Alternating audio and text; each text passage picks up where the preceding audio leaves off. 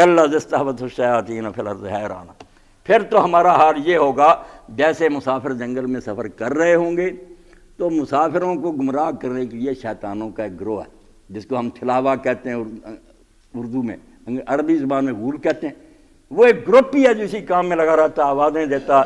ہمارے تو اب آبادیاں ہوگی نا، ورنہ جنگلوں اور بیابانوں بھٹکا دیتے، انسانی شکل میں بھی آ جاتے ہیں، ادھر کو لے جاتے ہیں، بس وہ راستہ بھول گیا، پھر پتہ ہی نہیں چلتا، وہاں ہی مر کھپ جاتا، غول بیابانی۔ تو اللہ تعالیٰ فرماتا ہے کہ جو تم کہہ رہے ہو کہ یہ دین کا راستہ چھوڑو یار، ہمارے ساتھ لگو، مزے کرو، تو تم ایسا کرنا چاہتے ہو کہ جیسے شیطان اور جنات کسی جنگل میں کسی کو اغوا کر لیتے ہیں، اس کو راستے سے بھٹکا دیتے ہیں، اور پھر وہ بیچارہ حیران، پھر اسے راستہ نہیں ملتا، کوئی ساتھی نہیں، اب ایسی جگہ پھنس گیا، اسی طرح مرے گا پھر پیاسا۔ لہو اصحاب یدعون الی الہدی ائتنا، ادھر اس کے ساتھی ہیں جو بچھڑ گئے، وہ بیچارے چیختے ہیں، پکارتے ہیں کہ ہم ادھر ہیں، آ جا، راستہ ادھر ہے، مگر وہ شیطان اس کو بہت دور لے گئے، اب وہ نہ سنتا ہے نہ آ ہی سکتا۔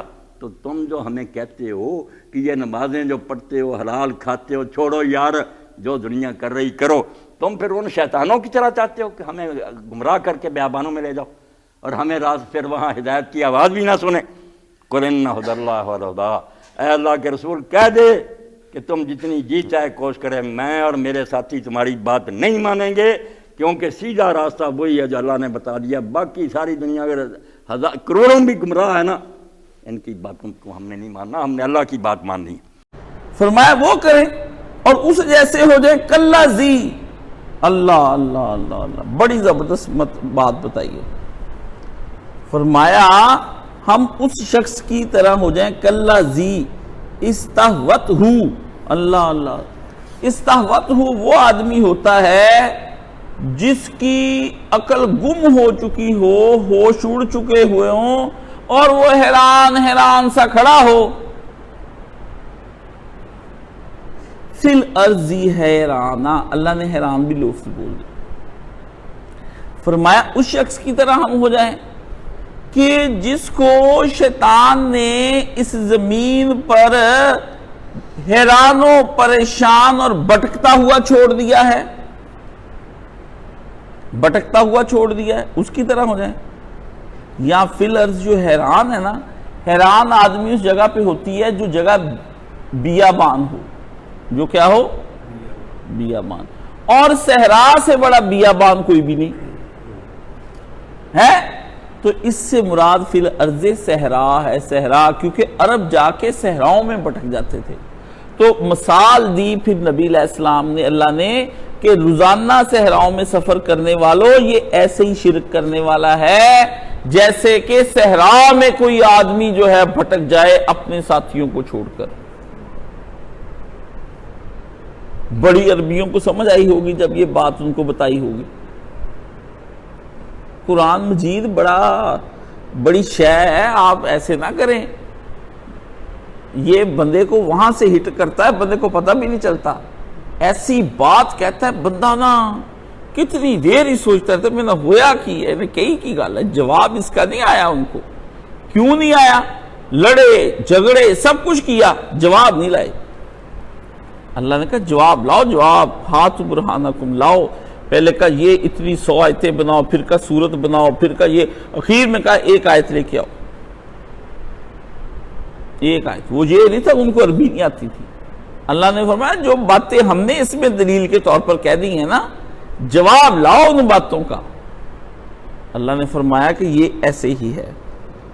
عربوں میں یہ عمومی طور پر ہوتا تھا، ان کے ہاں یہ نظریہ تھا، اللہ نے ان کے نظریے کوئی ان کے اوپر مسلط کر دیا۔ وہ کہتے ہیں غول بیابانی، ایک لفظ کیا بولا جاتا ہے ان کے ہاں؟ غول بیابانی، بیابان کے اندر شیاطین کا پھرنا۔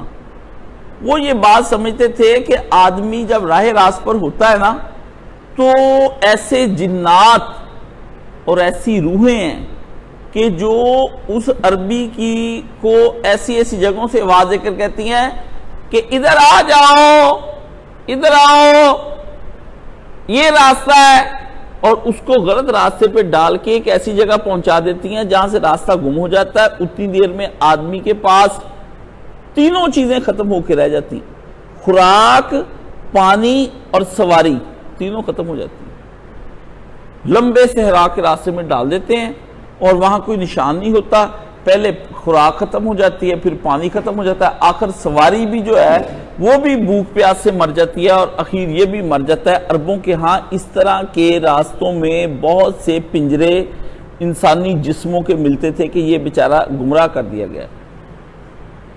ان کی مثال اللہ تعالیٰ نے دے کر کہا کہ کیا تم اس شخص کی طرح جاتے ہو جس کے بارے میں تمہارا ایک ذہن بنا ہوا ہے کہ اس طرح بھی جنات اس کو راہ راست سے بھٹکا دیتے ہیں؟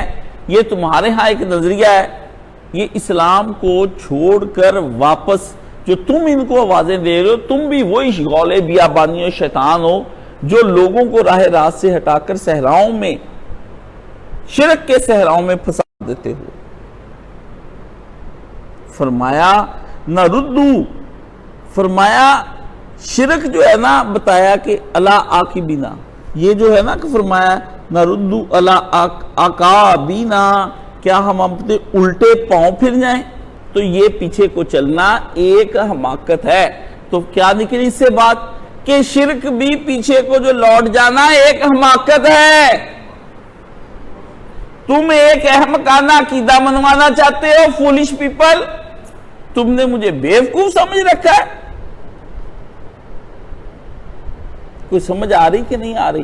ایک ایک لفظ آپ کو میں سمجھا رہا ہوں، قرآن مجید کا ہر لفظ اتنا قیمتی ہے اور اتنے اس کے اندر معنی چھپے ہوئے ہیں۔ فرمایا یہ کون سا عقیدہ ہے شرک کہ ہدایت پانے کے بعد پھر الٹے قدموں چلتے ہوئے شرک ہی واپس چلے جانا؟ فرمایا یہ تو دنیا والے بھی مانتے ہیں کہ پیچھے پیچھے جو اس طرح الٹا چلنا، ایڑیوں کے بل، یہ جو پیچھے چلنا یہ دنیا میں حماقت ہے، تو یہ تو دین میں اس سے بڑی حماقت ہے کہ ہدایت جب آ جائے پھر آدمی اس دین کو چھوڑ کر لوٹ کر اس طرف چلا جائے۔